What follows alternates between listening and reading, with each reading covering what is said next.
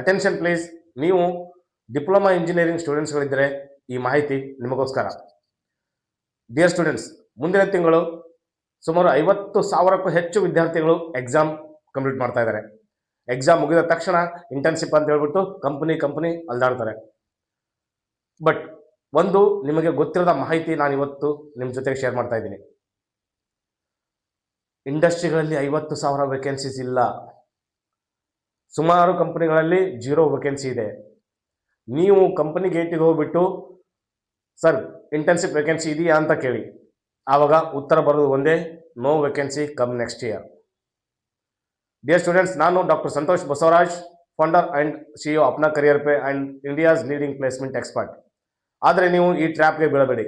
ಏಕೆಂದರೆ ಅಪ್ನಾ ಕರಿಯರ್ ಪೇಯಿಂದ ಡಿಸೆಂಬರ್ 10ನೇ ತಾರೀಕುವರೆಗೂ ಇಂಟರ್ನ್ಶಿಪ್ ಟ್ರೈನಿಂಗ್ ಪ್ರೋಗ್ರಾಮ್ಗೆ ರಿಜಿಸ್ಟ್ರೇಷನ್ ಓಪನ್ ಇದೆ.